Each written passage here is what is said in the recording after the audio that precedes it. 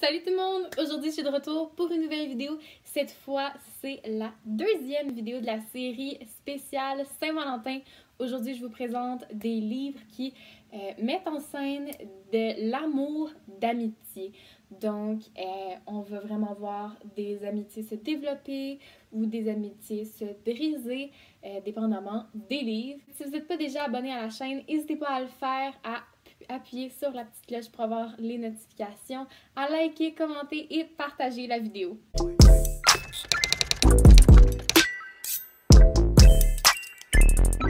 On commence tout de suite avec les recommandations d'amour amitié, d'amour amical. En premier, on a Nos et moi de Delphine de Vigan. C'est un livre que j'ai lu pour l'école et je crois pas que je l'aurais lu sinon, pour être très honnête, mais ça a vraiment été une belle découverte. J'ai beaucoup aimé l'histoire. En soi, c'est une vraiment belle histoire sur l'amitié et vraiment la perte de certaines personnes. C'est super beau comme histoire et ça mérite définitivement tous les prix que ça a gagné. En résumé, Lou, c'est une adolescente en fait qui a 160 de QI.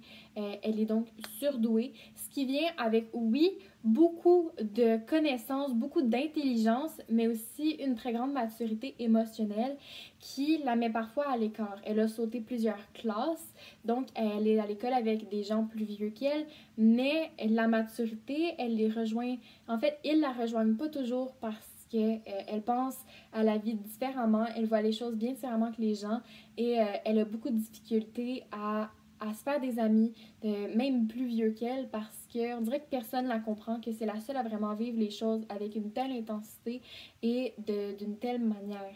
Donc j'ai trouvé ça super intéressant parce que plus tard, elle va rencontrer une fille, No, qui elle est sans abri et elle va parler avec elle pour faire un exposé, mais ce sujet d'exposé va se transformer en une belle amitié qui va révéler beaucoup de choses sur la personnalité de No et de Lou. Ensuite, on a la série BFF de Geneviève Guilbeault et Marie-Lou Adessine que j'adore. Et il y a récemment le tome 10 qui est sorti. Et en fait, je dis récemment, mais ça doit dater de octobre. Mais c'est vraiment une série qui est super bonne. On va suivre deux BFF, Nadège et Émilie. Et donc, ça va vraiment avoir les hauts et les bas de leur vie, plein d'aventures qu'elles font ensemble. Et elles ont des personnalités tellement différentes. Nadège est vraiment... elle est beaucoup impulsive, elle est très... elle réfléchit après avoir agi et elle a presque peur de rien. Donc ça va vraiment être une fonceuse, tandis qu'Émilie, elle, est un peu plus... elle fait un peu plus attention, elle est légèrement hypocondriaque sur les bords, elle est un peu tout le temps insécure par rapport à briser les règles, tout ça.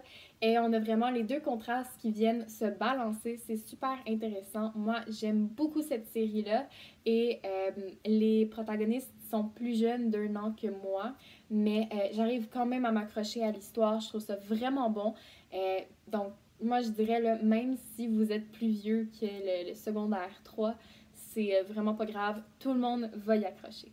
Troisième recommandation, Best Friend Next Door. Donc, ça fait un bout que j'ai lu ça, mais je me souviens que j'avais vraiment aimé. On va suivre Anna et Amy, deux filles dont les noms sont des palindromes. Ça veut dire que si on les met à l'envers, ça donne la même chose. Leur âge est un palindrome. Les deux adorent les chats. Vraiment, elles sont pareilles dans tellement d'aspects. Et un jour, Amy va emménager à côté de chez Anna. Et est-ce que les filles vont devenir des meilleures amies ou bien c'est la recette parfaite pour un désastre? J'ai vraiment aimé cette histoire-là parce qu'on explore plein de facettes de l'amitié. C'est écrit avec humour. C'est vraiment rafraîchissant. Et pour les plus jeunes, des fois, ça peut vraiment accrocher. Tandis que pour les plus vieux, ça peut remettre un petit peu de nostalgie d'enfance. Donc, vraiment, je vous le recommande. Très, très bon comme livre. Quatrième recommandation, la série Texto ici. La série Texto ici, ça a vraiment été un coup de cœur pour moi. On suit Morgane, une adolescente vraiment colorée, haute en couleurs, qui est fonceuse, mais qui sait aussi quand c'est le temps de prendre les choses un peu plus doucement. C'est une personne qui veut tout le temps vraiment bien faire dans la vie, qui est toujours à l'écoute des autres. Elle a plein d'idées. C'est vraiment rafraîchissant comme personnage parce que cette fille-là, elle a pas froid aux yeux, elle fait ce qu'elle veut quand elle veut, mais elle sait aussi quand s'arrêter pour pas blesser les gens non plus. On a vraiment une belle balance de la fille très très fonceuse, un peu badass, tandis qu'on a la fille un peu plus sage qui viennent se mélanger pour créer Morgane, ce que j'ai vraiment trouvé super. En plus, Morgane, elle a des goûts parfois un peu étranges, si on pourrait dire, ce qui la rend encore plus originale et encore plus attachante parce qu'on a vraiment envie de connaître ses épopées. On va la suivre, elle, avec son groupe d'amis au secondaire, avec le journal qu'elle a créé, le No Name. Donc, super série où on suit des belles histoires d'amitié, d'amour, des histoires du secondaire qui vraiment, c'est super léger, ça se lit tellement bien et moi, c'est vraiment une lecture feel good. Avant-dernière recommandation, The School for Good and Evil. Bon, je sais que j'ai vraiment parlé beaucoup de The School for Good and Evil, mais c'est pas pour rien. C'est une série excellente, c'est tellement bon et j'ai vraiment coup de cœur pour les personnages. On suit l'histoire de Agatha et Sophie qui vont être kidnappées pour aller dans le monde des contes et elles vont aller à l'école The School for Good and Evil, l'école du bien et du mal, où Sophie va apprendre le mal et Agatha va apprendre le bien.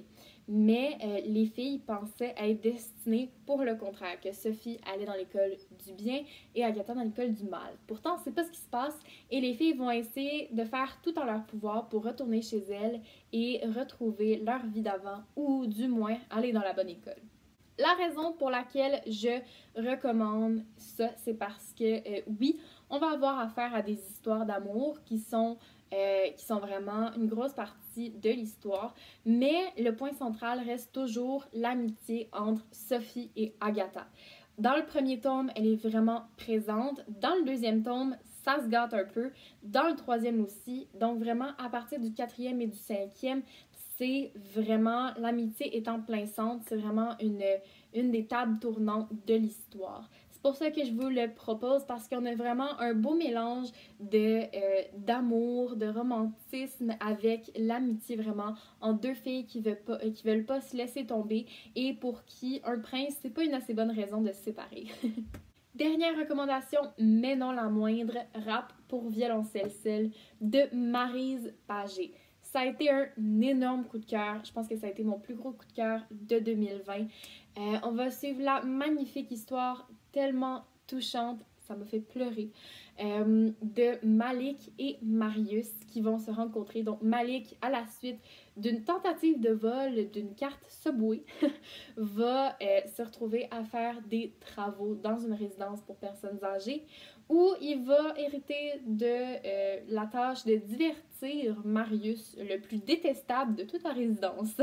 Ces deux détestables-là vont créer une superbe amitié où est-ce que vraiment plusieurs choses sont partagées comme des souvenirs, mais aussi vraiment des parcelles de la vie de chacun. Et c'est tellement touchant comme histoire. C'est un livre qui est vraiment pas épais, vraiment pas long à lire, mais qui en vaut tellement la peine. Et en plus, à la Saint-Valentin, je trouve que c'est raison de plus de le lire parce que c'est tellement une belle histoire sur l'amitié et l'amour qu'on porte à nos amis, mais aussi à notre famille. Donc, ça peut être super intéressant à la Saint-Valentin parce que la Saint-Valentin, c'est la fête de l'amour. Mais ça ne dit pas que c'est la fête de l'amour amoureux. Ça peut être l'amour entre n'importe qui et n'importe quoi. Donc, je trouve que ça nous ramène vraiment à nos valeurs de base, qu'il faut se souvenir que les gens autour de nous, il faut en prendre soin et il faut en profiter tant qu'ils sont là. Donc, super belle histoire, vraiment, je vous le conseille. C'est déjà tout pour mes recommandations. J'espère que vous avez aimé la vidéo et surtout que je vous ai donné envie de lire quelques-uns des livres que j'ai présentés. Donc, n'hésitez pas à me le dire en commentaire si vous avez déjà lu certains livres ou s'il y en a d'autres qui vous tentent en particulier. Et on se retrouve dans une prochaine vidéo. Restez ici pour la prochaine vidéo. Demain, ça va être sur un thème que j'ai bien hâte de vous dévoiler. Je suis sortie un peu de l'ordinaire. J'ai vraiment hâte de vous présenter les livres que j'ai choisis pour ce thème-là. N'oubliez pas de revenir pour voir la vidéo de demain. Bye!